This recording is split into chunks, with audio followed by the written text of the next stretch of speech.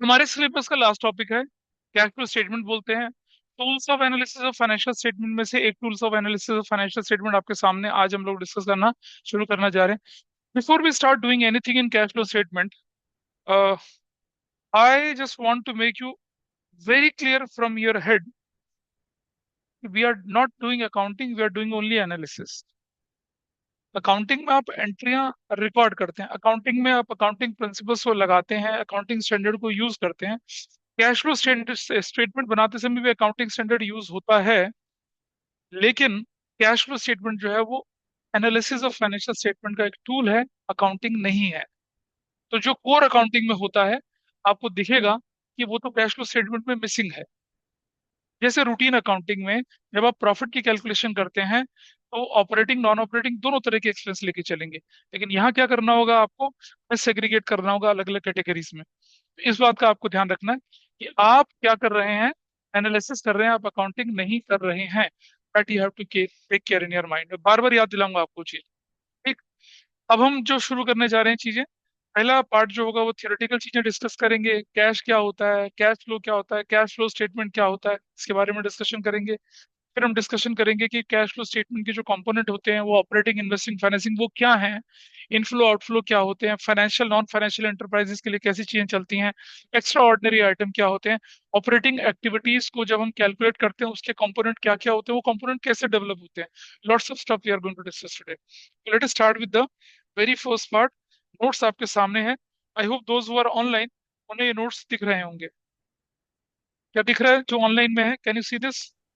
Yes sir. बोलिए। That's good. Yes sir. ठीक है। तो सबसे पहले जब हम बात कर रहे हैं कैश की, सबसे पहले बात करें जब लोग कैश फ्लो स्टेटमेंट का पहला कंपोनेंट हमारे पास निकल कर आता है कैश। कैश का मतलब जानते हैं क्या होता है? कैश का मतलब होता है कैश इन हैंड या कैश एट बैंक। और जो कैश इन हैंड होता है वो किस फॉर्म में होता है? या तो करेंसी नोट्स के फॉर्म में होता है या कॉइन यानी चिल्लर की फॉर्म में होता है। ठीक है। 5 रुपए का, 10 रुपए का, 20 रुपए का और 50 रुपए का और मेरे ख्याल से 100 रुपीज तक का भी कॉइन आप लोगों को दिख सकता है। ये इन्हें करेंसी नोट्स और कॉइन, इन्हें कैश बोलते हैं। इसके साथ साथ एक और चीज जो हमने पढ़ी थी वो होती है कैश इक्विवेलेंट्स। ध्यान होगा आपको, भाई भाई जैसा, बहन बहन जैसी, कैश कैश जैसा।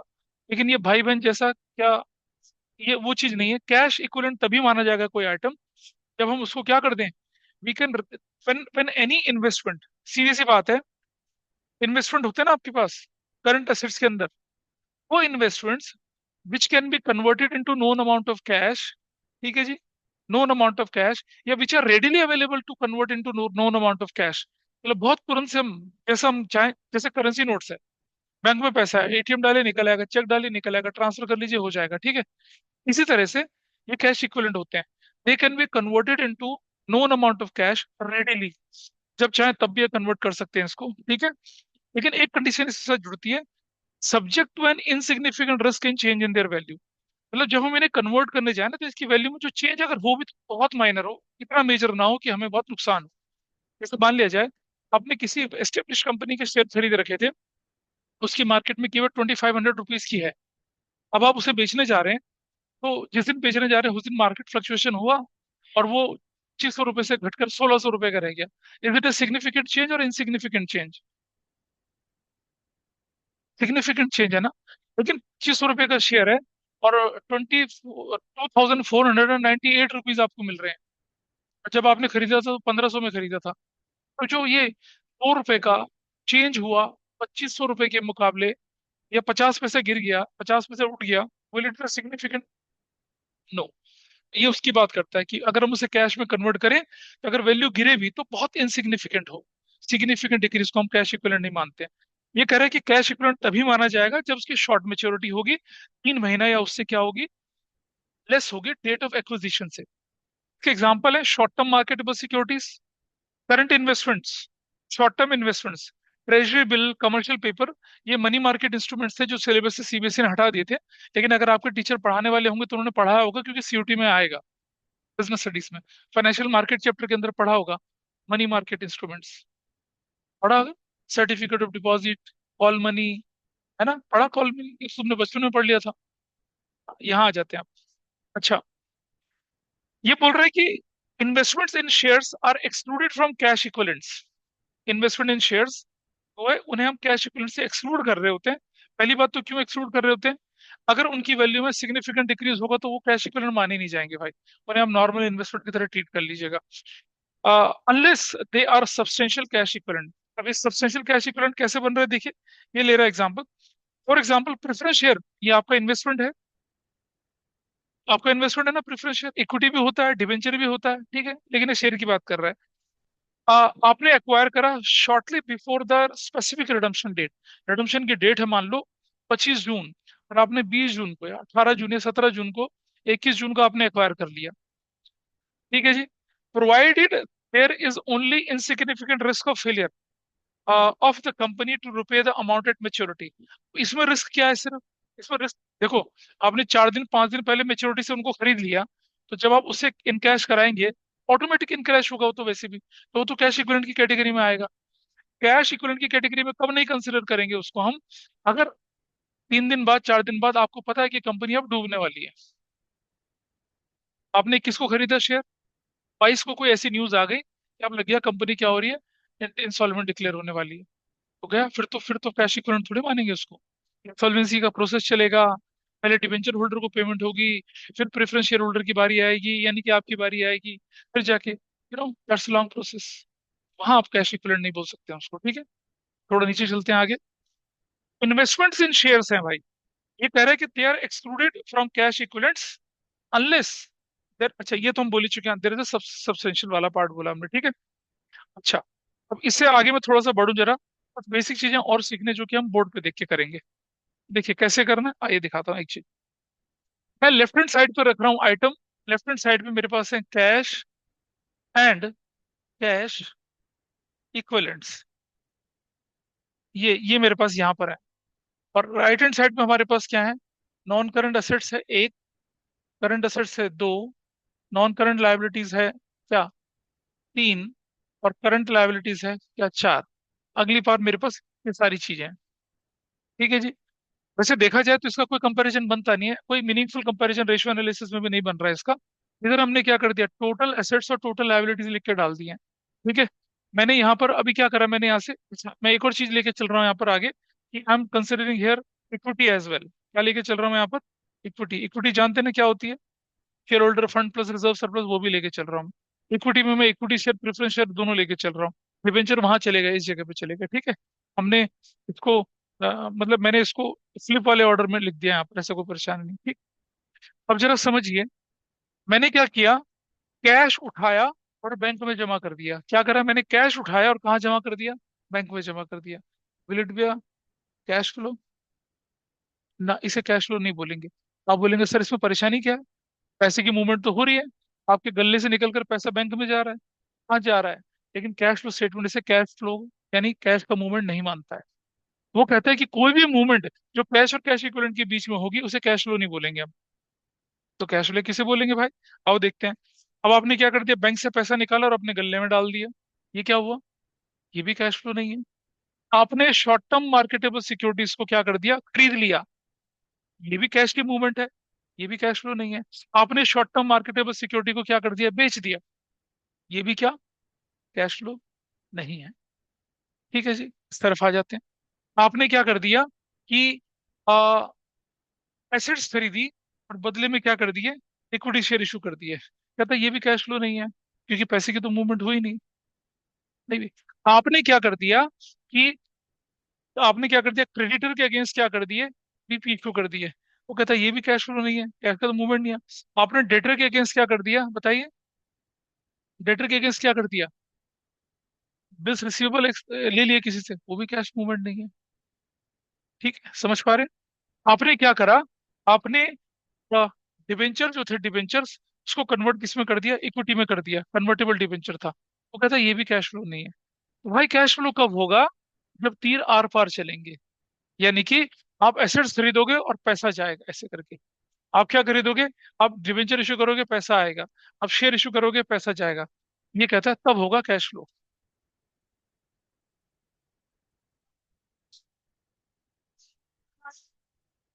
तो भी क्या फर्क पड़ा, पता नहीं क्या। मुझे वो एग्जाम्पल देके बताना क्या।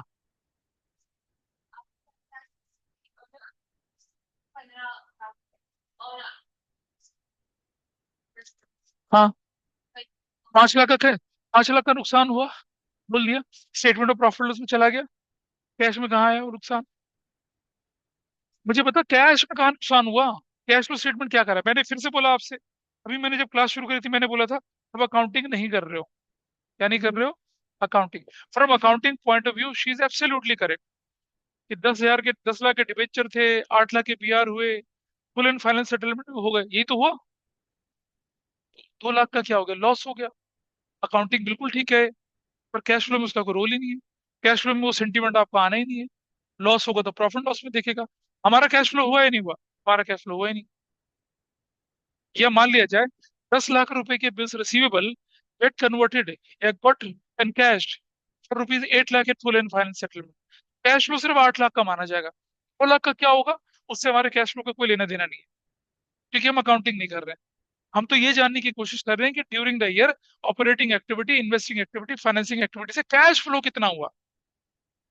अदर देन दैट, लॉसेस हुए, फायदा हुआ, क्या नहीं हुआ, कैसा हुआ, उससे कोई। अच्छा, 10 लाख रुपए के आपके डेटर थे, उन्होंने आपको क्या कर दिया, मतलब किसी और हिसाब से आपको सेटल करके उन्होंने आपको 12 लाख रुपए की पेमेंट कर दी, तो कैश फ्लो 12 लाख का माना जाएगा। ये जो 10 लाख चला गया आपका वो, और 2 लाख रुपए का फायदा वायदा, उससे कोई कंसर्न नहीं है। कैश फ्लो कितने का हुआ, 12 लाख का हुआ, दैट इज योर कंसर्न। हम अकाउंटिंग नहीं कर रहे हैं, समझ लीजिए। हम क्या कर रहे हैं? कैश फ्लो कर रहे हैं, एनालिसिस ऑफ फाइनेंशियल स्टेटमेंट कर रहे हैं। तो आई hope this is clear. Cash flow कब होगा? कैश फ्लो कब होगा? जब क्या होगी, मूवमेंट होगी किसके बीच में? कैश एंड कैश इक्विवेलेंट और इधर के किसी आइटम से, non current liability, current liability, non current assets, current assets, equity share, preference shares, इनके बीच में जब मूवमेंट होगी तभी होगा। इनके बीच की आपस की मूवमेंट जो होगी will not be consider as a cash flow, वो नहीं कहलाएगी। ठीक है, चलिए नोट्स पे दोबारा चलते हैं। नोट्स से दोबारा आ जाते हैं आप। काउंटिंग स्टैंडर्ड 3 पैरा 7 क्लियरली बोलता है कि cash flow excludes movement between item that constitute cash और cash equivalents, because these components are the part of the cash flow management of an enterprise rather than part of operating, investing and financing activities. Examples of such transactions are, क्या है? Cash withdrawn from bank for business use, cash deposited bank out of cash in hand, sale purchase of short term marketable securities या investment। क्या कहलाएगा ये आपका? क्या कहलाएगा? Cash flow नहीं कहलाएगा। ठीक है, ये किसकी मूवमेंट है? कैश और कैश इक्विवेलेंट के बीच की मूवमेंट। Is that fine? ध्यान रहेगा इस चीज का। तो तभी क्वेश्चन में आ जाता है कि deposited cash into bank, will it be a inflow, outflow, no flow in cash flow statement? तो क्या जवाब देंगे आप? No flow. ठीक है, ऐसा 1 मार्क क्वेश्चन का ध्यान देना है। ठीक, अब जरा समझिएगा। रिवर का फ्लो जो होता है वो एक डायरेक्शन में जाता है, ऊंचाई से नीचाई की तरफ ग्रेविटेशनल फोर्स लगती है। ऐसा कभी सुना है ऐसी रिवर जो उल्टा बैक मार रही है? बैक क्या मारता है? सीवर का पानी मारता है। जब सीवर क्या हो जाता है, ब्लॉक हो जाता है, आपने देखा होगा ना, ब्लॉक हो गया पानी, ग्राउंड फ्लोर वालों को परेशानी झेलनी पड़ती है, फर्स्ट सेकंड फ्लोर वालों को कोई फर्क नहीं पड़ता। ठीक है। I use to stay in Delhi. Delhi के कुछ ऐसे एरिया हैं जहाँ पर कभी कभी पानी भर जाता है। दिल्ली का एक area civil lines, civil line से यमुना के किनारे पे, जैसे ही यमुना में बाढ़ आती है सिविल लाइन से पूरा पानी भर जाता है। ठीक है। ईस्ट दिल्ली के कुछ एरिया हैं जो कि क्या हुआ था, मतलब सरकारी भ्रष्टाचार का एग्जाम्पल है। जब सरकार ने उस जमीन को अक्वायर किया था तो क्या किया था, जो कॉन्ट्रैक्टर थे उनको बोला था कि पहले उस जमीन को सड़क के लेवल के बराबर लाना है और फिर उस पर बिल्डिंग खड़ी करनी है। ठीक है जी। ठेकेदार ने क्या किया, इंजीनियर के साथ पैसा खा पी के मार करके, जमीन को भरने में तो मलबा लगता है ना, पैसा लगता है भाई। बताया क्या था कैसे भरना है उसको आपको? पहले आपने उस पे कंक्रीट डालना है, पहले उस बड़े बड़े पत्थर होते हैं यमुना के वो डालने हैं, फिर उसके बाद रोडी डालनी है, फिर उसके बाद मिट्टी की एक लेयर डालनी है, फिर पत्थर डालना है, फिर मिट्टी की दूसरी लेयर डालनी है। उसके बाद जाके आपको क्या करना है, कंस्ट्रक्शन, नींव खुदाई उदाई सब करनी है। जब वो मजबूत हो जाएगा तब जाके नींव खोदनी है। उसने कहा इतना झंझट कौन पाले भाई, बिल्डिंग ही बनानी शुरू कर दी। नतीजा क्या निकला, सड़क से लेवल नीचे रह गया और सीवर वेवर सब डल गए। ऐसी बारिश आई, जलमग्न शायद। तो अनफॉर्चुनेटली हमारा डीडी फ्लैट जहाँ था वो भी उसी एरिया में था, पानी भर जाता था। बरसात में सबसे बड़ी समस्या कि टॉयलेट कहाँ जाए, ग्राउंड फ्लोर वालों के लिए परेशानी। तो पानी का फ्लो तो क्या होता है भाई, रिवर्स तभी होता है जब ब्लॉकेज होगी। कैश का फ्लो दोनों तरह से होता है, इनफ्लो और आउटफ्लो दोनों होता है। ठीक है। इनफ्लो अगर होगा तो आप रिसिप्ट बोलेंगे, आउटफ्लो होगा तो क्या बोलते हैं आप उसको, पेमेंट की कैटेगरी में डालते हैं। और सुनिए, it implies the movement of cash in and cash out not due to due to some non cash items, ठीक है। कैश फ्लो तभी होगा जब नॉन कैश आइटम की वजह से क्या, कैश आइटम की जगह से इनफ्लो आउटफ्लो होगा तो वो कैश इक्विवेलेंट नहीं है, बताया भी आपको मैंने। तो यहाँ टर्म ध्यान देने वाली क्या है, नॉन कैश आइटम की वजह से। नॉन कैश आइटम, ये नॉन कैश आइटम की वजह से तब जाके मूवमेंट होगी, वो कहलाएगा आपका, ठीक है भाई। ये जो नॉन करंट एसेस, non current liability, debenture, share, ये सब चीजें क्या है, नॉन कैश आइटम माने जा रहे हैं, ठीक है। कैश एंड कैश इक्विवेलेंट थोड़ी है ये। तो कैश एंड कैश इक्विवेलेंट के अलावा अगर मूवमेंट होती है तो क्या बोलते हैं उसको, कैश फ्लो बोला जाएगा, ठीक है। अ, अगर पैसा आपकी फॉर्म में इंक्रीज, आपका कैश एंड कैश इक्विवेलेंट का बैलेंस बढ़ गया तो उसे क्या बोलेंगे आप, इनफ्लो बोलेंगे। और कैश एंड कैश इक्विवेलेंट का बैलेंस घट गया तो क्या बोलेंगे उसे, आउटफ्लो बोलेंगे। इनफ्लो को रिसीव से बोलते हैं, आउटफ्लो को पेमेंट बोलते हैं, ठीक है। अगर पैसा आपका इनफ्लो हो रहा है तो उसे सोर्सेज बोलते हैं, अगर पैसा जा रहा है तो उसे क्या बोलते हैं, एप्लीकेशन बोलते हैं। देखेंगे आगे, देखिए। अब ये कैश फ्लो स्टेटमेंट चीज क्या है भाई, कैश फ्लो स्टेटमेंट चीज क्या होती है, इसे जानने की कोशिश करते हैं, ठीक है। और कैश फ्लो स्टेटमेंट बनता किस तरह से, उसका स्ट्रक्चर क्या होता है, इसका डिस्कशन मैं आपके सामने लेके चल रहा हूँ, ठीक है। ध्यान से देखिएगा।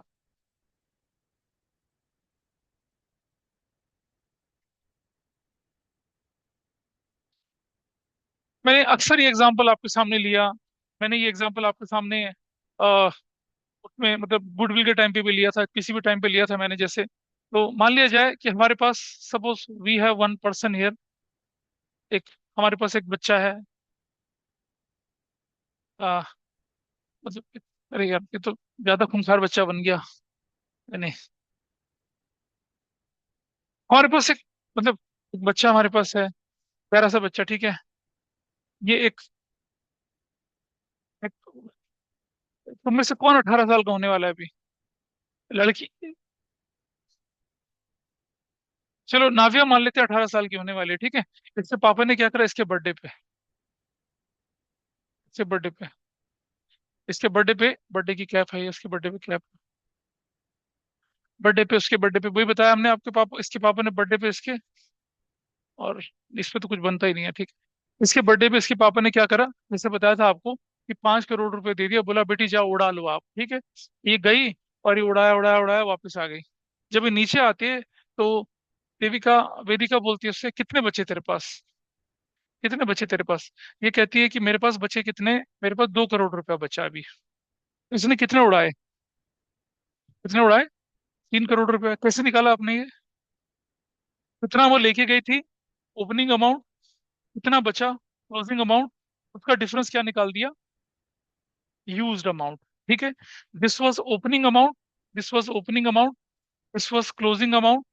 और ये क्या बचा आपका, ये क्या आपका अमाउंट है, ये वाला अमाउंट कौन सा, ये वाला amount, this is amount used.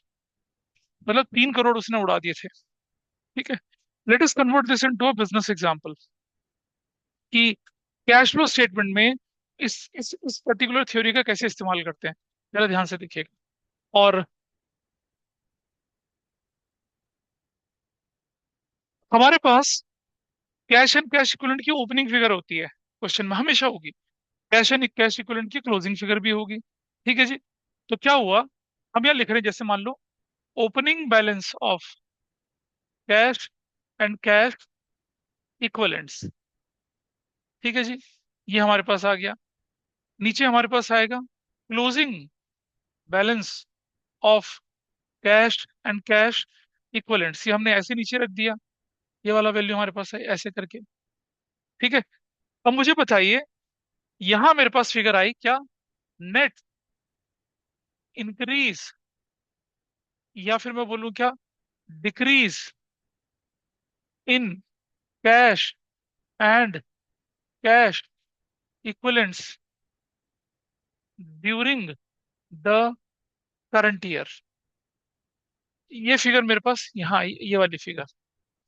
मुझे बताइए, ये वो पैसा है जो मैंने यूज कर लिया, ये मेरा ओपनिंग बैलेंस, तो ये क्लोजिंग के बराबर आएगा ना, बोलो आएगा नहीं आएगा। ये पैसा वो है जो मैंने यूज किया, ये पैसा वो है, मतलब ब्रैकेट में, ये पैसा वो है जिससे मैंने काम स्टार्ट किया था, तो मेरे पास क्या बच रहा है, 3 करोड़। एग्री करते हो इस बात से। तो अगर मैं यहाँ लिखूंगा ब्रैकेट वाली फिगर, तो मैं क्या लिखूंगा, net decrease in cash and cash equivalent during the year, जिसको मैं ओपनिंग के साथ जोड़ूंगा तो मेरे पास क्या फिगर निकल कर आएगी, closing cash and cash equivalent निकल कर आएगा बेटा। रुद्रांश आगे मत जाइए, जो बोल रहा हूँ उस पर ध्यान दीजिए। ठीक है। तो ये जो है इंक्रीज और decrease in cash and cash equivalent, इसको कैलकुलेट कैसे करते हैं? मैं ना जनरली क्वेश्चन ऊपर से नीचे की तरफ चलता है, मैं नीचे से ऊपर की तरफ जा रहा हूँ। कैसे करते हैं? हम लिखते हैं यहाँ पर क्या, ए, कैश फ्लो या used in operating activities. Operating activities, cash used और फ्लो इन ऑपरेटिंग एक्टिविटीज, ऐसे लिखा। फिर हमने प्लस किया इसके साथ, A B part, B part plus किया, कैश फ्लो या used in, cash flow, A लिखा हम लोगों ने क्या, कैश फ्लो फ्रॉम या यूज्ड इन। बी पे लिखा हम लोगों ने क्या, कैश फ्लो फ्रॉम या used in, investing, investing activities, ऐसे लिखा। और सी लिखा हम लोगों ने क्या, कैश फ्लो फ्रॉम या यूज्ड इन फाइनेंसिंग, फाइनेंसिंग एक्टिविटीज, ऐसे करा। ठीक है। ये जब हम ए बी और सी तीनों का टोटल करते हैं, विच में भी, अगर वो यूज्ड इन है तो नेगेटिव होगा, फ्लो होगा तो पॉजिटिव होगा, उन तीनों का टोटल करा तो हमारे पास ये चीज आती है। साल में कितना यूज किया कैसे निकलेगा, ऑपरेटिंग में कितना यूज हुआ, इन्वेस्टिंग में कितना यूज हुआ, फाइनेंसिंग में कितना यूज हुआ, गॉट इट। और उसके बाद जो हमारे पास फिगर निकल कर आती है उसे क्या बोलते हैं हम लोग। और सुनो, अभी मैंने बताया ना आपको, हम तो सिर्फ किसकी कैलकुलेशन कर रहे हैं, कैश एंड कैश इक्विवेलेंट की। कौन सी एक्टिविटी में, ऑपरेटिंग में, कौन सी में, इन्वेस्टिंग में, कौन सी में, फाइनेंसिंग में। इन तीनों का टोटल किसके बराबर होगा, या तो increase in cash and cash equivalent during the year होएगा, या decrease in cash and cash equivalent during the year होगा। ठीक है। तो अगर ये हमारा, अब हमारे पास जो फिगर आई, मान लो ये पॉजिटिव आ गई, पॉजिटिव आ गई, मान लो 2 करोड़ आ गया। तो हमने शुरुआत कितने से करी थी, 3 से। 2 और 3 कितना, क्लोजिंग कितना होना चाहिए, फिर 5 होना चाहिए। तो आपका आंसर मैच कर गया, आपका कैश टैली कर गया। तो जो कैश फ्लो स्टेटमेंट का जो स्ट्रक्चर होता है वो ये होता है। कई बार क्वेश्चन में आपसे सिर्फ ऑपरेटिंग एक्टिविटी कैलकुलेट करवा लेते हैं, कई बार सिर्फ इन्वेस्टिंग, कई बार सिर्फ फाइनेंसिंग कैलकुलेट करवा लेते हैं, और कई बार पूरा का पूरा कैश फ्लो स्टेटमेंट आपसे बनवा लेते हैं। ठीक है जी। तो पर ऐसा भी क्वेश्चन आता है, तो ऑपरेटिंग का टोटल फाइनल दे रखा है, और आपसे इन्वेस्टिंग फाइनेंसिंग बनवा लिया, और कैश एंड कैश इक्विवेलेंट जुड़वा के आपसे फाइनल कैश फ्लो स्टेटमेंट बना लिया। अब ये जो ऑपरेटिंग एक्टिविटीज अपने में लंबा चौड़ा चार्ट है। अब आप अपने नोट्स को देखिए जरा, नोट्स के थर्ड पेज पे जाइए जरा, आपको दिखेगा ऑपरेटिंग एक्टिविटी के कितने लंबे चौड़े कंटेनर। ये देखिए सेकंड पेज पे आ गए हम लोग, and we have gone third पे, दिख रहा है थर्ड पेज पे क्या लिखा हुआ है, cash flow from operating activity, can you see this, कितना बड़ा है? जरा स्क्रॉल करिए नीचे तक, पूरा पेज छप गया इस पे तो। ठीक। फिर अगले पेज पे चलिए, क्या दिख रहा है आपको, कैश फ्लो फ्रॉम किस, कौन सी एक्टिविटीज से, इन्वेस्टिंग एक्टिविटी से दिख रहा है। फिर थोड़ा स्क्रॉल करिए और नीचे, फिर क्या दिख रहा है, cash flow from financing activity दिख रहा है। मतलब मैंने तो सिर्फ एक एक लाइन लिख दी है। अच्छा सुनो, एक और चीज देखिए आप, सेकंड पेज पे, थर्ड पेज पे चलिए, नीचे क्या लिखा हुआ टोटल में, नेट कैश फ्लो फ्रॉम या यूज इन ऑपरेटिंग एक्टिविटी दिख रहा है लिखा हुआ। ऐसे ही नीचे चले जरा अगले पेज पे हम लोग, क्या लिखा हुआ है, नेट कैश फ्लो फ्रॉम या यूज इन इन्वेस्टिंग एक्टिविटी दिख रहा है आपको। और नीचे चले तो क्या लिखा हुआ आ रहा है, नेट कैश फ्लो फ्रॉम या use in financing activities. Can you see that? Pen आप बाद में देख लेना, तिवारी पेन बाद में देख लेना। Can you see that? तो इन तीनों का टोटल जब हम करते हैं, इन तीनों का टोटल, तो किसके बराबर आता है, ये इसके बराबर आता है। फिर इसको हम किससे मैच करते हैं, ओपनिंग फिगर के साथ। तो it must be equal to my closing balance, otherwise हमने कहीं ना कहीं कुछ गलती करी है। तो कैश फ्लो स्टेटमेंट है क्या basically, it is a reconciliation of क्या, opening balance of cash and cash equivalent with the closing balance of cash and cash equivalent from the inflow outflow of items appearing where in statement of profit and loss and the balance sheet। आप कर क्या रहे हो, statement of profit loss और balance sheet के item को उठा रहे हो, उनमें से कैश वाले कंपोनेंट इकट्ठे कर रहे हो, उनको ऑपरेटिंग इन्वेस्टिंग फाइनेंसिंग की कैटेगरी में डाल रहे हो, और उनका जो टोटल निकल कर आ रहा है उसको रिकंसाइल कर रहे हो opening cash and cash equivalent से, so that it matches with what, closing balance of cash and cash equivalent. यही है कैश फ्लो स्टेटमेंट की डेफिनेशन। आइए अब डेफिनेशन देखते हैं, समझ में आएगी। See the definition now, what it says. देखिए, तो दोबारा से पहले पेज पे पहुंचिए, और क्या दिख रहा है अब आपको पहले पेज पे कहानी में यहाँ पर? Let's see here. तो cash flow statement is a summary. ठीक है, कैश फ्लो स्टेटमेंट क्या चीज है, आपके सामने क्या लिखा हुआ है? It is a summary of receipts and payments. ठीक है जी, क्या चीज की समरी है? रिसिप्ट और पेमेंट की समरी है। वो कैसी रिसिप्ट एंड पेमेंट की समरी है? जो reconciling opening cash balances, reconciling opening cash and cash equivalent का with closing balance of cash and cash equivalent of the firm for a given period, यानी कि financial year. Okay, with the information about sources inflow, application outflow from the items. कौन से? जो कहाँ given है? Balance sheet में and statement of profit and loss में given है। तो आपके पास जो क्वेश्चन एग्जाम में आएंगे, या तो बैलेंस शीट दे रखी होगी, एडिशनल इन्फॉर्मेशन दे रखी होगी, वैसा करने का आएगा।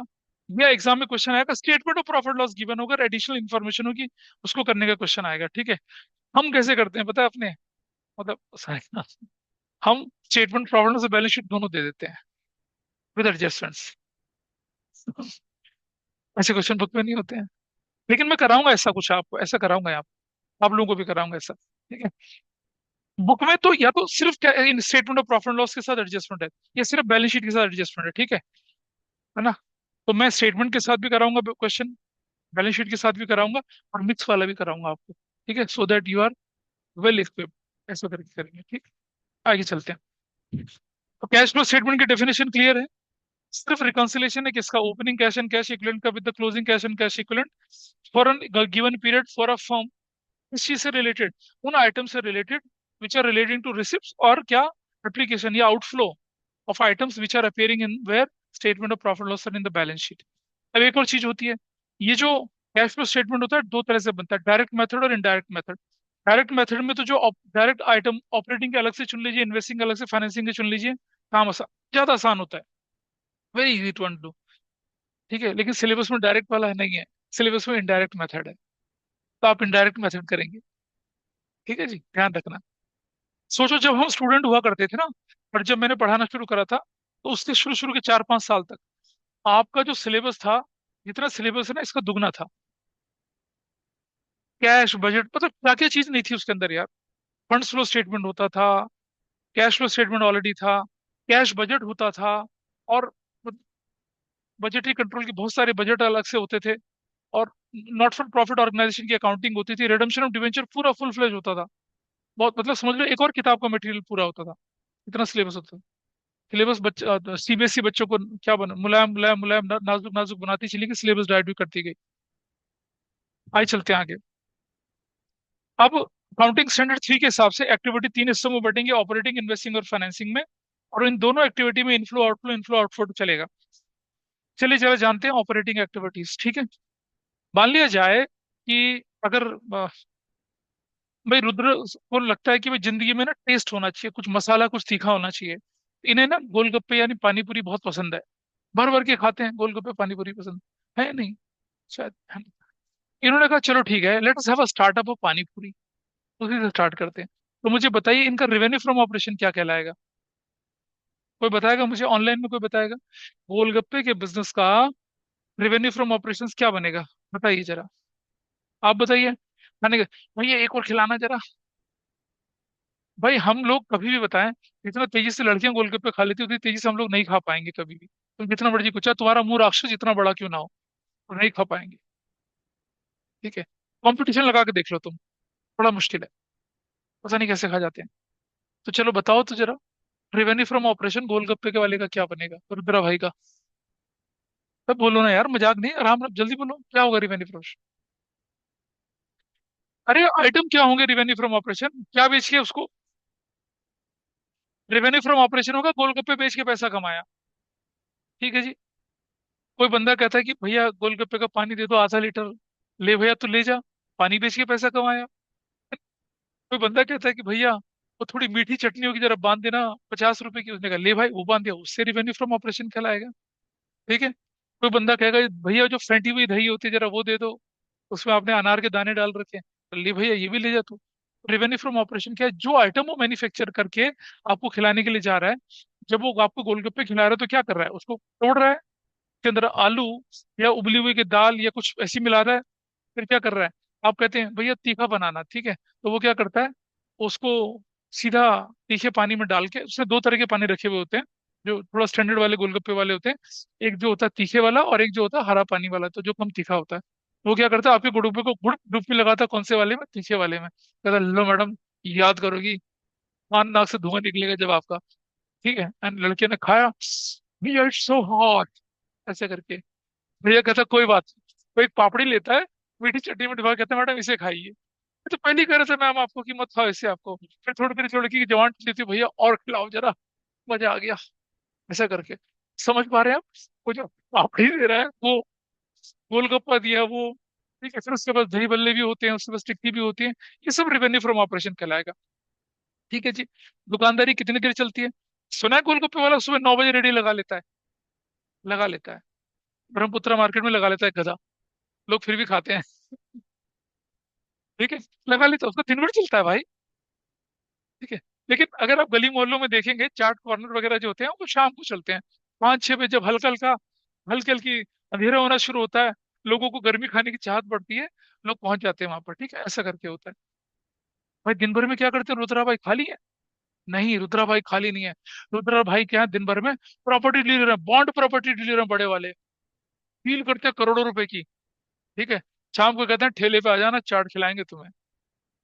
अब जरा समझिए मुझे, इनकम टैक्स भरते हैं ये ठेले की चाट का, पर इनकी इंसिडेंटल साइड बिजनेस क्या, प्रॉपर्टी का काम। ठीक है जी, तो बेटा समझिएगा, कोर बिजनेस एक्टिविटी क्या कहलाएगी इनका, ठेले पे चाट बेचना कहलाएगी। ठीक है, लेकिन अगर ये प्रॉपर्टी का काम कर रहे हैं, तो उनकी कोर बिजनेस एक्टिविटी नहीं है, ये प्रॉपर्टी खरीद रहे होते हैं, कुछ समय रख रहे होते हैं, डेवलप कर रहे होते हैं, 2 मंजिला 3 मंजिला बना के बेच रहे होते हैं, तो इन्वेस्टिंग कहलाएगा। ठीक है। अच्छा, इन्होंने देखा क्या, इनका जो स्टोव था वो गर्म करना बंद कर दिया उसने, तो इन्होंने क्या किया, उस स्टोव को निकाल के फेंक दिया, और बैंक से लोन लेके एक नया स्टोव खरीद लिया। स्टोव खरीदना इज इन्वेस्टिंग एक्टिविटी, लेकिन स्टोव, और भाई साहब मर्सिडीज में चलते हैं। ठीक है, और ठेले से 1 किलोमीटर दूर पार्क करके आते हैं नोएडा पार्किंग में, ताकि कोई ये ना समझ ले कि गड़बड़ हो गई।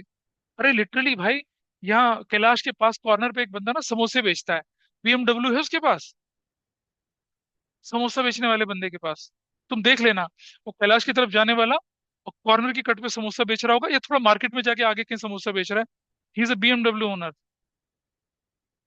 ठीक है जी। रुद्रा भाई, बड़े टैक्स भरता हो समोसे बेचने का, ऐसा करता हो। तो इन्वेस्टिंग जो है, अपने एसेट्स खरीद ली, उसको रखा, वो इन्वेस्टिंग है आपके लिए। फिर आपने उस चूल्हे को, चूल्हा पहले वो केरोसिन वाला चूल्हा था, ठीक है, भर्र की आवाज आती थी उसमें, फिर उन्होंने गैस का चूल्हा खरीदने के लिए क्या करा, अब इन्होंने कहा यार ऐसे ले लूंगा एकदम से तो गड़बड़ हो जाएगी, इन्होंने बैंक से लोन उठा लिया, उससे चूल्हा खरीद लिया। तो बैंक से लोन उठाया तो क्या कहलाएगा वो, फाइनेंसिंग कहलाएगा। ठीक है, अभी हम डिटेल में पढ़ते हैं कि ऑपरेटिंग क्या है, इन्वेस्टिंग क्या है, फाइनेंसिंग क्या है। ठीक है जी। तो सबसे पहले आपके पास है प्रिंसिपल रेवेन्यू जनरेटिंग एक्टिविटीज। ठीक, इसके इनफ्लो और आउटफ्लो दोनों देखेंगे। Cash receipt from sale of goods and rendering services, आपने गुड्स बेची या सर्विसेज रेंडर करी, उससे पैसा आ गया। आपने डेटर और कस्टमर से अपना पैसा रिकवर कर लिया। रॉयल्टीज, कमीशन और फीस या other revenue, cash operating income कहते हैं उसको। ठीक है, रिफंड ऑफ इनकम टैक्स, ये भी आपका ऑपरेटिंग ही कहलाएगा। Cash receipt of premium, insurance company है और अगर आपको प्रीमियम मिल जाता है तो आपके लिए ऑपरेटिंग है ये। ठीक है, और cash receipt relating to future contract, forward contract, option contract, swap contract, छोड़ दिए इसको किनारे पे। ठीक है, तो ऐसे ही हमें पता चला क्या कि सुहाना, गौरिका, गौरिका ना, गौरिका को पता चला कि उसके दूर दराज की नानी थी एक, ठीक है, जिनके साथ बचपन में जाया करती थी, नानी के साथ खूब खेला कूदा करती थी नानी, यूज टू हर, मतलब नानी यूज टू अडोर हर, मतलब अपने बच्चे की तरह, मतलब दूर दराज की नानी थी वो। अचानक इसको खबर मिली कि नानी की तबीयत खराब है, नानी ने बुलाया है। मम्मी ने कहा जाओ बेटा, मैं तो जा नहीं पाऊंगी, तुम ही चले जाओ। फिर नानी के पास चली गई, पंजाब के कपूरथला के एक एग्रीकल्चरल फील्ड में। और वहां नानी ने क्या किया, कि जब ये जा रही थी, नानी जब अपने रास्ते जाने वाली थी, वो ऊपर भगवान के पास जाने वाली थी, बेटा बुलाया, झप्पी शप्पी ली, पप्पी शप्पी ली इसकी, और चुपचाप से एक लिफाफा इसके पास पकड़ा दिया, और इसके हाथ में हाथ रख के पलक हो गई नानी, चली गई नानी अपने रास्ते। ठीक है, पता चला नानी ने इसे कितना, 50 एकड़ जमीन दान कर दी है अपनी। ठीक है, उधर देख भाई, ये एग्जाम्पल उनके लिए है।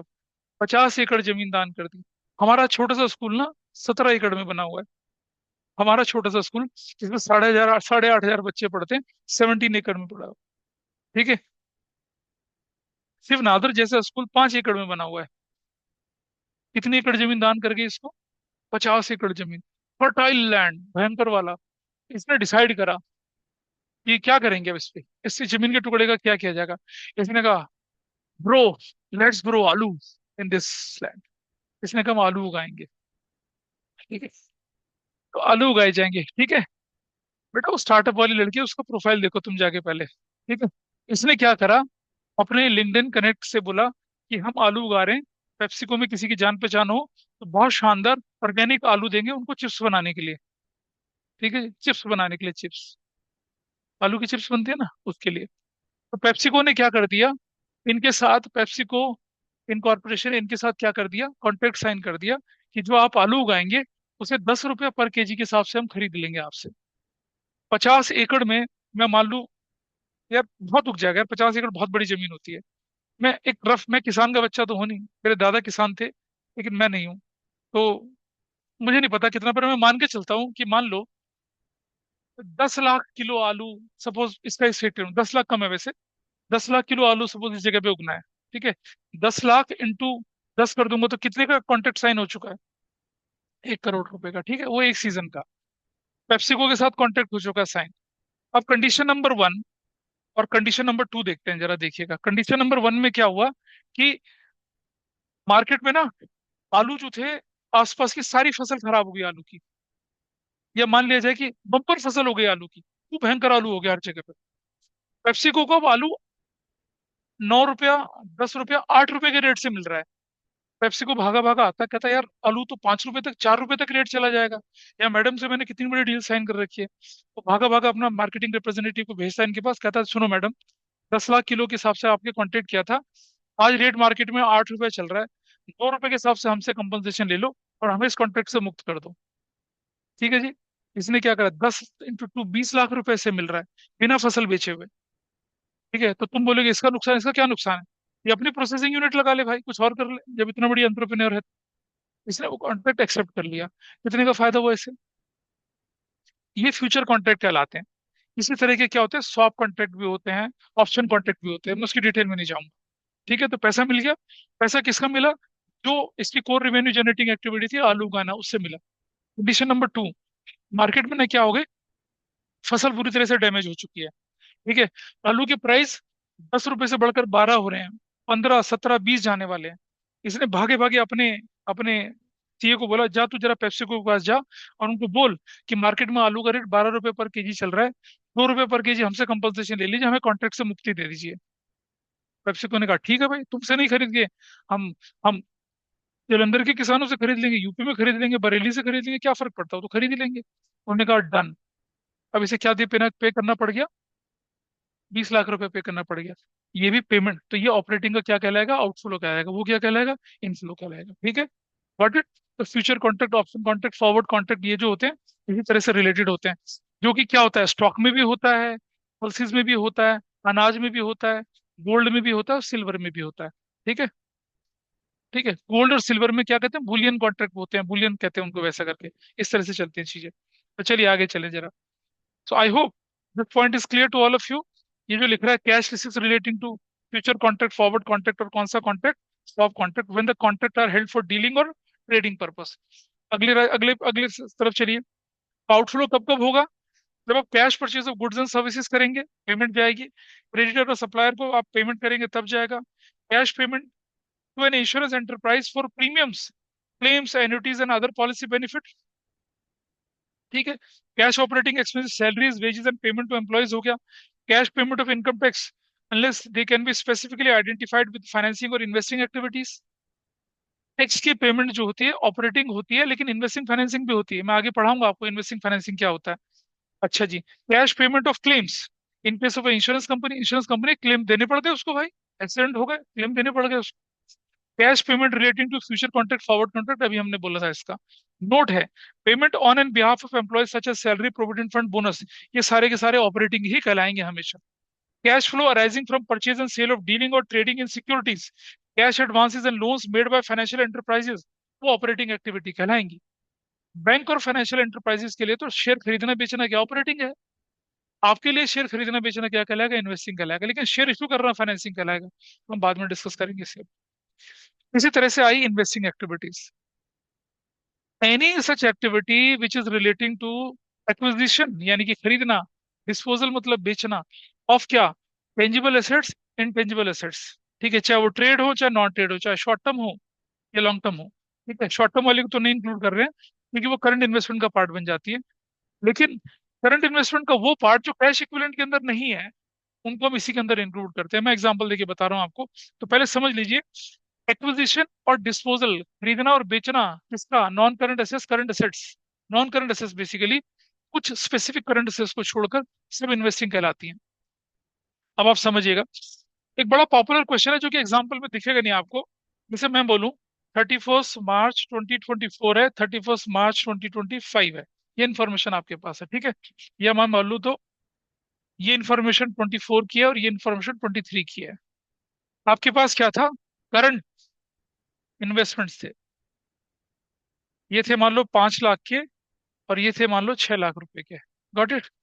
अब क्वेश्चन पता क्या कहता है आपसे एडजस्टमेंट में, कि 60% of current investments are cash equivalents.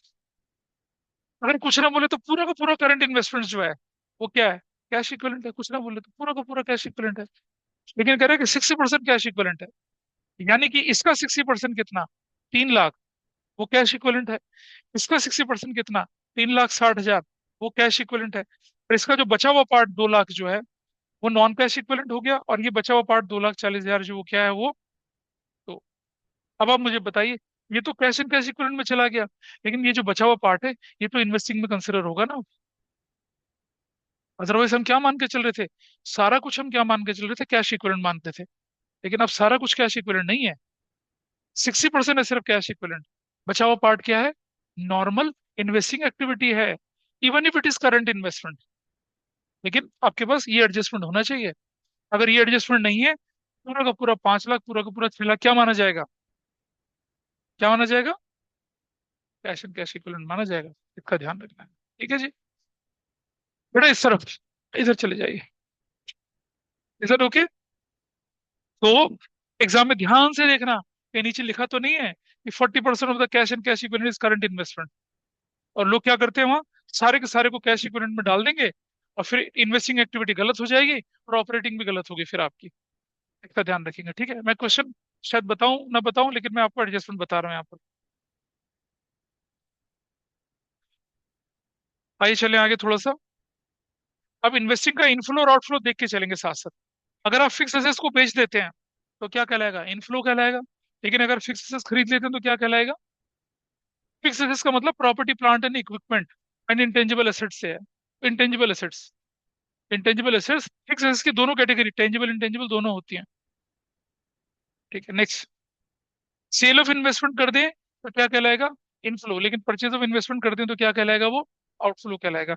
उसको छोड़कर, कौन सी को छोड़कर, तो कैश एंड कैश इक्विवेलेंट में चली गई उनको छोड़कर, उनको नहीं कंसिडर करेंगे, बचे हुए पार्ट को अगर है तो कोई। और इन्वेस्टमेंट करंट नॉन करंट दोनों कंसिडर करेंगे। करंट इन्वेस्टमेंट अगर हमारे पास कैश इक्विवेलेंट के अलावा है, तब बात सीख बनती है। ठीक है, और चलते हैं आगे। Dividend received, interest received. But dividend कब मिलेगा, इंटरेस्ट कब मिलेगा, जब आप किसी कंपनी के शेयर खरीदेंगे, वो इन्वेस्टिंग है। डिवेंचर खरीदेंगे, इन्वेस्टिंग है। उनसे इंटरेस्ट वाली इनकम क्या कहलाएगी, भी आपके लिए क्या कहलाएगी, इन्वेस्टिंग कहलाएगी। ठीक है। और रेंट रिसीव्ड प्रॉपर्टी के लिए, प्रॉपर्टी का जो रेंट मिलता है वो भी आपके लिए क्या है, इनफ्लो है। नीचे आ जाएंगे आप। अच्छा, थर्ड पार्ट पे देखिएगा, आपने क्या कर दिया था कि लोन एंड एडवांसेस जो आपने दिए थे लोगों को, उसकी वापसी हो गई, वो भी क्या कहलाएगा, इन्वेस्टिंग का इनफ्लो कहलाएगा। नीचे आ जाइए, फिक्स एसेट्स खरीद ली, आउटफ्लो। आपने परचेज कर दिया, इन्वेस्टमेंट का आउटफ्लो। आपने लोन एंड एडवांसेस दे दिए किसी को, वो भी आउटफ्लो। ठीक है जी। लेकिन डिविडेंड इनकम, डिविडेंड की पेमेंट, इंटरेस्ट की पेमेंट और रेंट की पेमेंट तो दिख ही नहीं रही भाई।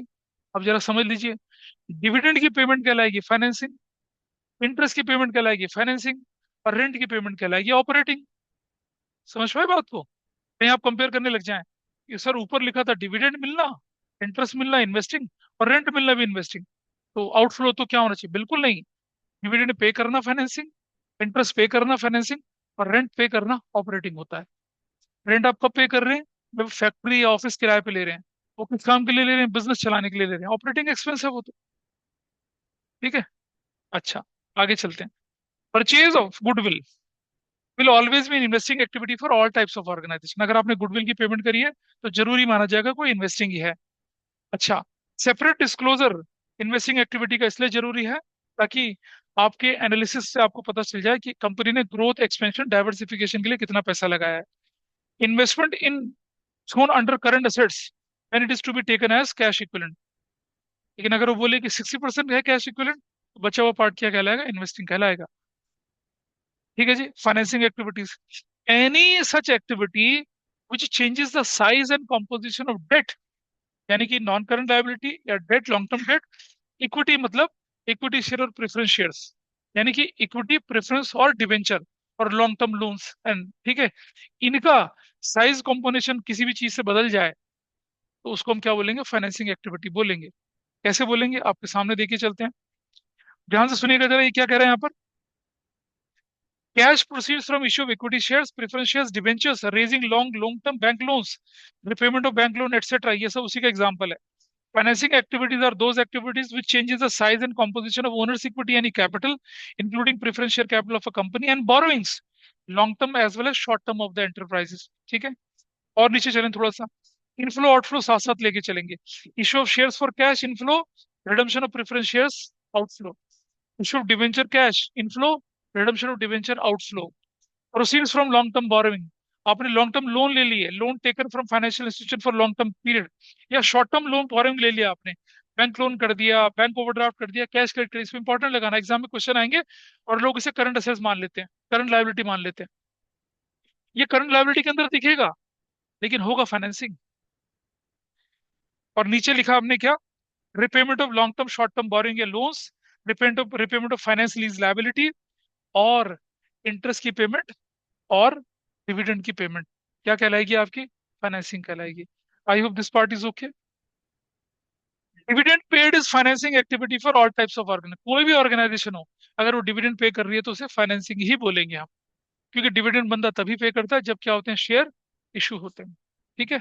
शेयर इशू करते हैं आपको, फाइनेंसिंग है, क्योंकि उससे इक्विटी का प्रोपोर्शन बदल जाता है।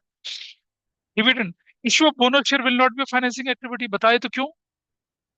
बोनस शेयर जो है फाइनेंसिंग एक्टिविटी नहीं है। क्यों नहीं है भाई? अच्छा, डेट और इक्विटी रेशियो है। डेट और इक्विटी रेशियो है। आपने डिवेंचर, या आपने, आप डेट और इक्विटी शेयर रेशियो, ठीक है। आपने क्या कर दिया? डेट इक्विटी रेशियो 2:1 है। आपने बोनस शेयर इशू कर दिया बाय कैपिटलाइजिंग रिजर्व्स। क्या इफेक्ट पड़ेगा रेशियो में? बताइए। 1 लाख रुपए के आपने क्या कर दिए? बोनस शेयर इशू कर दिया 1 लाख रुपए के रिजर्व से। क्या फर्क पड़ना है बताइए? कोई फर्क नहीं पड़ेगा। डेट में कोई फर्क पड़ना नहीं है उसका। इक्विटी के दो component, reserve surplus and equity shares. Equity share बढ़ गए, रिजर्व घट गए, नो इफेक्ट, है ना। रेशो के इफेक्ट की क्लास ली थी, बड़ी अच्छी खासी क्लास ली थी। ठीक है। नोट्स भी दिए थे, हैं सभी के पास? बाबा रुद्रा नोट्स हैं? नहीं नहीं, सॉफ्ट कॉपी नहीं, हार्ड कॉपी लेके, लेके बैठना, जाइएगा मत। You have the notes. आप अपना एड्रेस दीजिए, आके देंगे किस दिन आपको। ठीक है। तुम तो अभी क्लास के बाद रुको, मैं तुम्हें बताता हूँ अभी। आज फिर से कोई पूजा वूजा है क्या? मंगल फेरे पे जाना हो किसी के साथ? है ना। चलो आगे बढ़ते हैं। अब एक फ्लो चार्ट आपके पास आया। अच्छा, सेपरेट डिस्क्लोजर क्यों चाहिए होता है फाइनेंसिंग एक्टिविटी का? इससे यूजफुल प्रिडिक्शन हमें पता चलता है। Claim on future cash flows by providers of funds. Future में जो कैश फ्लो होगा वो प्रॉफिट की फॉर्म में होता है आपका। उस पर किसका हक बनता है? डिवेंचर होल्डर का और शेयर होल्डर का। तो हमें पता चलेगा कि अगर हमारे पास लॉन्ग टर्म बोरोइंग ज्यादा है तो आउटसाइडर का हक हमारे प्रॉफिट पे बनना है। हमारा कैश फ्लो ज्यादा उसके पास जाएगा। और अगर वो कम है तो हमारा इक्विटी वालों के लिए जाएगा। इक्विटी वालों के लिए जाना अच्छा होता है क्योंकि उसको आप रिटेन कर सकते हैं। और 12 पेजेस है बेटा, कोई दिक्कत नहीं, बहुत पेजेस में भी। एंटरप्राइजेज हैं आपके पास दो तरह के, एक फाइनेंशियल है और एक क्या है? Non financial enterprises. दो तरह के एंटरप्राइजेस हैं, ठीक है। Interest paid and receive financial के लिए ऑपरेटिंग है। Interest paid and receive financial के लिए क्या है? ऑपरेटिंग है। ठीक है। डिविडेंड रिसीव फाइनेंशियल के लिए क्या है? ऑपरेटिंग है। डिविडेंड रिसीव, डिविडेंड रिसीव करना बैंक के लिए क्या है? ऑपरेटिंग है। उसने इन्वेस्ट कर रखा होगा शेयर में, डिविडेंड मिल रहा है। डिविडेंड पेड करना बैंक के लिए भी फाइनेंसिंग है। ठीक। नॉन फाइनेंशियल कंपनी में आ जाइए। इंटरेस्ट पे करना फाइनेंसिंग एक्टिविटी। इंटरेस्ट और डिविडेंड रिसीव करना is what? Investing activity. Dividend pay करना इसके लिए भी फाइनेंसिंग है। ठीक है। और थोड़ा आगे चलते हैं। एक डब्बा है, इसमें बहुत इंपॉर्टेंट क्वेश्चन तीन लिखे हुए हैं। भाई मैंने आपको बताया था कि ऑपरेटिंग और इन्वेस्टिंग और फाइनेंसिंग एक्टिविटी तीनों पॉजिटिव या नेगेटिव हो सकती हैं। पॉजिटिव होगी तो बोलेंगे cash flow from operating investing और फाइनेंसिंग। नेगेटिव होगा तो क्या बोलेंगे? Cash used in operating investing और फाइनेंसिंग, ऐसा करके बोलते हैं। ठीक। कैश फ्लो तीनों एक्टिविटी का पॉजिटिव नेगेटिव हो सकता है। अगर पॉजिटिव होगा तो क्या बोलेंगे? Net increase in cash and cash equivalent during the year. Negative होगा तो क्या बोलेंगे? Net decrease in cash and cash equivalent during the year. Correct. ठीक है जी। अब एक एक्टिविटी जो इन्वेस्टिंग और फाइनेंसिंग एक समय पे दोनों ही हो, ये तो पॉसिबल है कि कोई मेरे लिए इन्वेस्टिंग है तो सामने वाले के लिए फाइनेंसिंग या ऑपरेटिंग होगी। ठीक है। मैंने किसी बिल्डर से एक फ्लैट खरीद लिया, मेरे लिए इन्वेस्टिंग, बिल्डर के लिए तो ऑपरेटिंग है, वो उसका तो काम ही बेचना है। ठीक है। मेरे लिए वो फाइनेंसिंग है, सामने वाले के लिए ऑपरेटिंग है। मैंने क्या कर दिया? बैंक से लोन उठा लिया, मेरे लिए तो फाइनेंसिंग हो गया, बैंक के लिए तो ऑपरेटिंग है वो। तो वो तो आमने सामने। लेकिन मेरे लिए ही एक ही एक्टिविटी जो इन्वेस्टिंग और फाइनेंसिंग दोनों हो। ठीक है। जरा देखते हैं। अपने अपनी एक मशीनरी या एक व्हीकल लोन पे ले लिया, कुछ पैसा 50 लाख का व्हीकल हमने लोन पे लिया, 10 लाख दे दिया, 40 लाख का लोन करवा लिया। 40 लाख के लोन पर हम लोग क्या करते हैं पता है? प्रिंसिपल भी पे करते हैं और इंटरेस्ट भी पे करते हैं। ठीक है। ये समझ लीजिए आपने गाड़ी खरीद ली, ईएमआई भर रहे हैं, प्रिंसिपल भी होता है इंटरेस्ट भी होता है। जैसे जैसे आपका प्रिंसिपल पे होगा आप गाड़ी के मालिक बनते जाएंगे, इन्वेस्टिंग एक्टिविटी। और जो इंटरेस्ट भर रहे हैं वो तो लोन पे भर रहे हैं ना, फाइनेंसिंग एक्टिविटी। तो देखिए क्या लिखा है। A single transaction may include cash flow belonging to two different items. If an asset has been purchased on hire purchase or on installments, then payment will be made in installments, and each installment will include interest and part of principal. The cash paid for interest is financing activities, whereas cash payment for principal amount is investing activities. तो भाई तुमने घर खरीद लिया किसी से 2 करोड़ में, उसने कहा मैडम आप मुझे हर साल 50 लाख रुपए दे देना 4 इंस्टॉलमेंट में। तो what you are paying? Interest paying और प्रिंसिपल पेइंग। तो तुम्हारे लिए इन्वेस्टिंग है या क्या है वो घर तुम्हारे लिए क्या हुआ? इन्वेस्टिंग हुआ। फिर उसने बोला कि 50 लाख की इंस्टॉलमेंट तो होगी लेकिन 5 लाख इंटरेस्ट भी जाएगा, 55 लाख आप हमें देंगे हर साल। तो जो एक साल आप 55 लाख पे कर रहे हो, उसमें 50 लाख क्या है? इन्वेस्टिंग है। 5 लाख क्या है? फाइनेंसिंग है, क्योंकि आपको क्या देना पड़ रहा है? इंटरेस्ट देना पड़ रहा है। लोन ही तो हुआ, वो उधारी है। ठीक है जी। Is it okay? चलो आगे चलें जरा।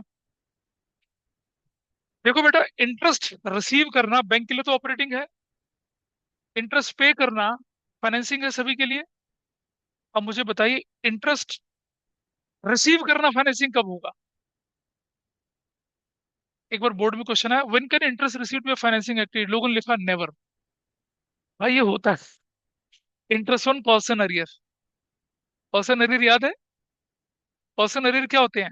इक्विटी से रिलेटेड है, इक्विटी का पैसा नहीं मिला, मिलेगा, उस पर इंटरेस्ट मिलता है तो क्या है? फाइनेंसिंग है वो। ऐसी interest paid on cost in advance क्या है? वो भी क्या है? फाइनेंसिंग ही है। हाँ। कॉस्ट इन एडवांस क्या है? शेयर का पैसा, आपको पैसा मिल गया था एडवांस, आपने वापस नहीं करके यूज कर लिया कॉल तक, कॉस्ट इन एडवांस कहलाएगा। ठीक है। इश्यू ऑफ शेयर और debenture for consideration other than cash. Issue of shares for purchase of building and conversion of debenture into shares. ये कैश फ्लो नहीं है। क्यों नहीं है कैश फ्लो? क्योंकि पैसे की मूवमेंट ही नहीं हो रही है भाई। This is not a cash flow. ठीक है जी। अब आपको बोला गया कि अकाउंटिंग स्टैंडर्ड 3 के हिसाब से तीनों एक्टिविटी अलग अलग क्यों बनाई जाती है? क्योंकि तीनों एक्टिविटी अलग अलग बनाने से क्या होगा, इन तीनों एक्टिविटी का इम्पैक्ट जो फाइनेंशियल पोजीशंस में है वो हमें पता चल जाता है। कौन कौन सी ऐसी कंपनी है जो एग्जेम्प्टेड हैं कैश फ्लो बनाने में? ओपीसी पढ़ा होगा, 1% कंपनी, हमने बताया था आपको 1% कंपनी इश्यू ऑफ शेयर्स वो एग्जेम्प्टेड होती है। एक स्मॉल कंपनी, और a small company is a private company with a maximum paid up capital of 50 lakh or such higher amount as may be prescribed which shall not more than 5 crore and maximum turnover of 2 crore or such a higher account may be prescribed which shall not more than 20 crore। तो एक देखो, एक OPC और एक small company. OPC जो होगी वो exempted है, स्मॉल कंपनी एग्जेम्प्टेड है, और एक डोरमेंट कंपनी है वो भी एग्जेम्प्टेड है। स्मॉल कंपनी क्या होती है उसकी डेफिनेशन दे दी है मैंने यहाँ पर। अब ये अगला काम आपके लिए है। कितने हैं क्वेश्चन 3 में, एक से लेकर कितने तक, 26 तक के पॉइंट हैं। आपको अपनी नोटबुक में लिख लेना है। फर्स्ट, ऑपरेटिंग का इनफ्लो है तो ओ आई कर दीजिए, आउट ओ प्लस कर दीजिए, आउटफ्लो है तो ओ माइनस कर दीजिए। ऐसी इन्वेस्टिंग का इनफ्लो है तो आई प्लस कर दीजिए, वरना आई माइनस कर दीजिए। फाइनेंसिंग का प्लस है तो एफ प्लस कर दीजिए और एफ माइनस कर दीजिए। That's your task. इसे करिए। और टाइम देते हैं आपको कितने का, 5 मिनट का टाइम देते हैं, 5 मिनट में हो जाना चाहिए, जल्दी से कर लीजिए। Dividend proposed in a year, approved in annual general meeting, paid in the next financial year, इसका रहता है proposed dividend। लेकिन इंटरिम डिविडेंड जो होता है, proposed as well as paid in the same year। ठीक है, मतलब हाँ, मेरे साथ साथ आंसर मैच करेंगे आप, ऑनलाइन में भी अगर कोई है तो। है शायद, एक दो बच्चे तो दिख ही रहे हैं। आइए देखिए जरा। सबसे पहला आइटम जो आया, cash collected from debtor operating का inflow, cash paid to creditor operating का outflow, cash paid to employee operating का outflow, debenture issued for cash financing का inflow, loan from IDBI financing का inflow, proceeds from cash sale operating का inflow, dividend paid financing का outflow, interest received investing का inflow, dividend received investing का inflow, interest paid financing का outflow, loan repayment pay कर दिया financing का outflow, purchase of shares in Aptech investing का inflow, outflow, investing outflow, sale of building जो है इन्वेस्टिंग का inflow, purchase of furniture investing का outflow, issue of preferential investing का inflow, redemption of debenture, sorry, issue of preferential financing का inflow, redemption of debenture जो आपके पास ये फाइनेंसिंग का outflow, payment of interim dividend financing का outflow, cash receipt from insurance claim, इसको भी होल्ड कर लेंगे, मैं इस पर डिस्कशन थोड़ी बाद में करूंगा। Cash payment of taxes operating का outflow, refund of income tax operating का inflow, cash receipt relating to operating का प्लस है, payment of insurance premium operating का माइनस है, cash payment on behalf of operating का माइनस। बैक ऑफ शेयर को भी मैं रोक लेता हूँ। आगे चलते हैं। Payment for acquiring patent copyright क्या है, इन्वेस्टिंग का outflow, cash payment relating to future contract operating का आउटफ्लो। कौन है जिसके सारे ठीक थे? ओह, ओह, अच्छा जी। तो कितने कितने गलत हुए? ऑनलाइन में था कोई ऐसा जिसने सारे ठीक करे? तो बताए मुझे। नंदिनी ने, निशा या मनीष? हाँ, किसी का, नंदिनी के थे सारे ठीक? नहीं थे। तो और जो ट्वेल्थ मैंने वाले छोड़, हाँ, बोलो बोलो। ट्वेल्थ वाले का क्या बोले? सारे ट्वेल्थ ठीक थे? ट्वेल्थ वाले का आंसर क्या है? 12 वाले का आंसर है सर इन्वेस्टिंग सारे का। ठीक नहीं थे। कोई बात नहीं, इन्वेस्टिंग का purchase of share of Aptech है, इन्वेस्टिंग का ये है आउटफ्लो, इन्वेस्टिंग आउटफ्लो। ठीक थे सारे। ठीक, तो ध्यान रखो। लीजिए आगे चलते हैं, प्लीज प्लीज आगे चले हम। अब जरा समझिए एक और चीज, ये भी सुनो। डायरेक्ट मेथड और indirect method. Direct method syllabus में नहीं है अकाउंटिंग स्टैंडर्ड 3 के हिसाब से। इनडायरेक्ट मेथड में transaction of non cash nature की, एक्रूवल, पास एक्रूवल, ऑपरेटिंग कैश रिसीव्स, इनको, या item of income expenses associated with investing और फाइनेंसिंग कैश फ्लो, इनको हम लेके चलते हैं। ठीक है जी। आ, इससे पहले मैं थोड़ा आगे बढ़ूं, कुछ और आइटम को मैं डिस्कशन आपके सामने लेके चल रहा हूँ। वो जो मैंने दो आइटम छुड़वाए थे ना, ये belongs to extraordinary category के आइटम। इन्हें भी जान लेते हैं, इस पर क्वेश्चन आता है एग्जाम में। और वाइवा जो होता है ना आपका बोर्ड के प्रैक्टिकल के लिए, उसमें पूछते हैं क्वेश्चन इसमें। सर एक्स्ट्रा ऑर्डिनरी आइटम क्या कहते हैं? Extraordinary items, they are income और expenses that arises from transactions those are distinct from ordinary activities of the business, which are material, not expected to recur frequently or regularly। सारी सी definition है थोड़ी सी, ठीक है, थोड़ा हल्का करके समझते हैं। आओ मैं समझाता हूँ। भाई मान लिया जाए आपके पास एक बिल्डिंग है सेक्टर 62 में, बड़ी बड़ी सी बिल्डिंग में, मार्केट और कमर्शियल बिल्डिंग है, जिसके बेसमेंट में आपने अपना गोडाउन बना रखा है, ग्राउंड फ्लोर पे आपका ऑफिस है, शोरूम टाइप का कर रखा है, फर्स्ट फ्लोर सेकंड फ्लोर पे डिस्प्ले है, और ऊपर भी आपने गोडाउन बना रखा है। रात हुई, बात हुई, आप अपने घर चले आए, अचानक अर्थक्वेक आया रात में, आपकी पूरी बिल्डिंग कोलैप्स हो गई। You have two types of losses, एक गुड्स का और एक बिल्डिंग का। And luckily your building as well as goods were insured from a insurance company. Insurance company paid you two types of claim, एक goods का claim दिया और एक बिल्डिंग का क्लेम दिया। तो जो गुड्स का क्लेम मिला वो कहलाएगा extra ordinary of operating, goods के अगेंस्ट पैसा मिल रहा है, selling goods and rendering services. और जो आपको क्लेम मिला किसका, बिल्डिंग का, वो एक्स्ट्रा ऑर्डनरी ऑफ इन्वेस्टिंग कहलाएगा। इसी तरह से आपके ऑर्गेनाइजेशन में एम्प्लॉय काम करते हैं, किसी का हाथ कटा, पैर कटा या मुंडी कटी, आपने कंपनसेशन दिया, वो क्या कहलाएगा, एक्स्ट्रा ऑर्डनरी ऑफ ऑपरेटिंग कहलाएगा। क्योंकि रोज रोज थोड़े कंपनसेशन दिया जाता है किसी को। ठीक है। Employees retirement, voluntary retirement employ करके चला गया, है ना। एम्प्लॉय रिट्रेंचमेंट कंपनसेशन, एम्प्लॉय को नौकरी से निकाल रहे हैं, पैसे देके बेच रहे हैं उसको, ये सब क्या कहलाते हैं, एक्स्ट्रा ऑर्डनरी नेचर के कहलाते हैं। उन्हीं को पढ़ते हैं पहले, एक्स्ट्रा ऑर्डनरी क्या क्या चीजें होती हैं। ठीक है, तो जरा देखिए। Payment to employee under voluntary retirement scheme is a payment which is not made in the normal course of business। और डिस्ट्रिक्ट है, मटेरियल है, लेकिन फ्रीक्वेंटली नहीं होगी। इसी तरह से receipt of a claim against loss of stock of goods from an insurance company, ये भी क्या सेम नेचर की है। Writing off preliminary expenses out of statement of profit and loss, compensation paid to employees in case of accident, lottery की income आ गई, donation कर the political party को, ये सब क्या है, एग्जाम्पल्स है ऑपरेटिंग के। ये इनफ्लो आउटफ्लो कुछ भी हो सकता है। इन्वेस्टमेंट, इन्वेस्टिंग एक्टिविटी के एग्जांपल है, इंश्योरेंस कंपनी से डिस्ट्रक्शन ऑफ अ बिल्डिंग आपको मिल गया, या जैसे जेवर एयरपोर्ट बना, बन गया, अब 2 दिन में ट्रायल शुरू हो जाएंगे एयरक्राफ्ट के। ठीक है। आपके गांव की जमीन पे बन गया, सरकार ने क्या कर दिया, आपकी जमीन जबरदस्ती एक्वायर कर ली,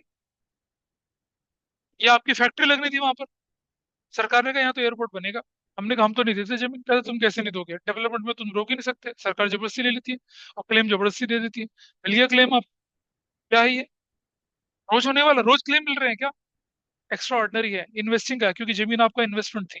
देखिए ये रहा compensation paid to an employee, ये compensation received against compulsory acquisition of land by the government and its authorities.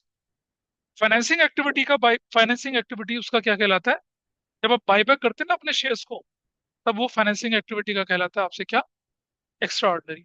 तो जो मैंने ऊपर 2 आइटम छोड़े थे आप लोगों के लिए, कौन कौन से आइटम देख रहे हैं, बायबैक ऑफ शेयर्स क्या कहलाएगा, एक्स्ट्रा ऑर्डिनरी है किसका, फाइनेंसिंग का। किसका एक्स्ट्रा ऑर्डिनरी है वो, फाइनेंस, अलग कलर से लिखा हुआ था। और cash receives of insurance claim for property involve in accident, ये क्या चीज है, इन्वेस्टिंग का एक्स्ट्रा ऑर्डिनरी है। आई होप दिस इज क्लियर। ठीक है जी, चलो थोड़ा और आगे चलें आप। अब आपके सामने दिख रहा है ऑपरेटिंग एक्टिविटी का पूरा फॉर्मेट अंडर डायरेक्ट मेथड है, इसकी हेडिंग दिख रही है सारी की सारी आपको। ठीक है। एक्स्ट्रा ऑर्डिनरी में बचा चुका हूँ, इन्वेस्टिंग की भी हेडिंग दिख रही है आपको, फाइनेंसिंग की भी हेडिंग दिख रही है आपको, कैश फ्लो स्टेटमेंट का स्ट्रक्चर दिख रहा है आपको, एक इंपॉर्टेंट पॉइंट है, इसको देख रहे हैं। और फिर उसके बाद देखिए, मैं आपको सिर्फ नोट्स बता रहा हूँ क्या है। ट्रीटमेंट ऑफ डेप्रिसिएशन, आपके सिलेबस में ट्रीटमेंट जो होंगे, एडजस्टमेंट्स मेजरली 3 तरह के आने वाले हैं। एक ट्रीटमेंट ऑफ डेप्रिसिएशन, एक ट्रीटमेंट ऑफ डिविडेंड, और एक ट्रीटमेंट ऑफ टैक्स। 3 तरह के आपको दिखेंगे, छोटे मोटे और बहुत तरह के दिखेंगे जो कि सीओटी के लिए इंपॉर्टेंट है, नोट्स में मैंने सारे कवर करें। 3 एडजस्टमेंट्स में से 2 एडजस्टमेंट आपके एग्जाम में आनी ही आनी है, डिविडेंड की, टैक्स की और डेप्रिसिएशन की। डेप्रिसिएशन तो 100% आता ही आता है। डिप्रिसिएशन के साथ एग्जामिनर का मन हो तो डिविडेंड दे देगा, नहीं मन होगा तो नहीं देगा, या टैक्स की भी मिला के दे देगा, तो इसका ध्यान रखना है आप। ये ट्रीटमेंट आपके पास आएंगे, इन तीनों ट्रीटमेंट को हम डिटेल में करेंगे आगे चल के। ठीक है, क्या क्या चीज है बताइए, anything special you want to show us, this is fine.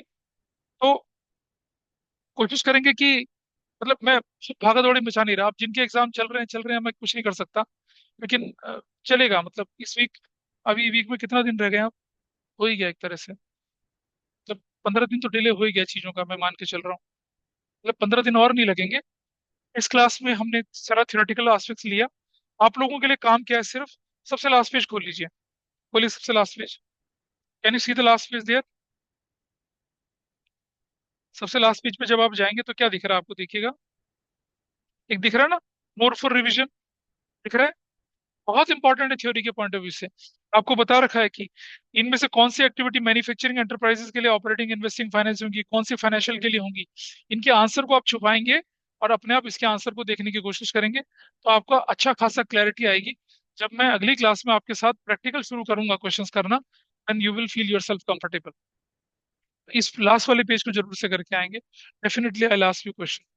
और जो छोट छोट क्वेश्चन होते हैं ना, एक एक नंबर के, कि ये एक्टिविटी इन्वेस्टिंग, ऑपरेटिंग या फाइनेंसिंग है, क्या है, ये कैश इनफ्लो होगा, आउटफ्लो होगा, नो फ्लो होगा, ऐसे क्वेश्चंस को आप आराम से हैंडल कर पाएंगे, क्योंकि हमने सफिशिएंटली सारी चीजों को कंसेप्चुअली डिस्कस कर लिया है।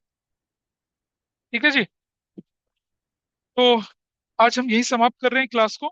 और एक मैं छोटी सी चीज आपके साथ डिस्कस कर लेता हूँ, शायद अगली क्लास में डिस्कस ना कर पाऊँ, कि एक बैंक जो है अपने कस्टमर के लिए शेयर खरीद रहा है ना, purchase of equity share by a bank for its customer, operating, investing, financing. Operating है ना, बैंक ने, बोलो, फाइनेंसिंग ना इशू नहीं करे हैं, खरीद लिए। एक बैंक ने अपने कस्टमर्स के लिए शेयर खरीद लिए। ओ नंदिनी बताएं जरा मुझे क्या होगा, या निशा बताएं क्या होगा। इन्वेस्टिंग है ना, बताओ नंदिनी क्या होगा। वापस नो बोल कैश रही। फ्लो। रीजन समझिए, पैसा किसका, कस्टमर का, जाएगा किसके पास, कस्टमर के पास, बैंक का क्या, कुछ नहीं, तो बैंक के लिए तो कुछ है ही नहीं है। हाँ कमीशन लेगा ना, उसके लिए ऑपरेटिंग है। आंसर ये है, it will be a no cash flow, it will not be considered in the cash flow of bank. कैसे बोलेंगे, तो कस्टमर के ब्याह, रुक तो जा, कस्टमर के ब्याह पे शेयर खरीद रही है, पैसा किसका, और शेयर किसके, तुम्हारा क्या। हाँ कमीशन है, कमीशन का तो क्वेश्चन ही नहीं था ना। हाउएवर, हाउएवर, कमीशन रिसीव्ड या paid is operating activity for bank. लेकिन कस्टमर के बिहाफ पे शेयर खरीदना बैंक के कैश फ्लो में जाना ही नहीं है, रोल ही नहीं है कुछ। पैसा किसी का, कंपनी किसी की, पैसा किसी का, शेयर किसी का, बैंक का क्या रोल है, सिर्फ मीडिएटर है। कमीशन लेगा, कमीशन देगा, वो उसकी ऑपरेटिंग एक्टिविटी की उसका काम है, ब्रोकरेज ले रहा है अगर वो तो।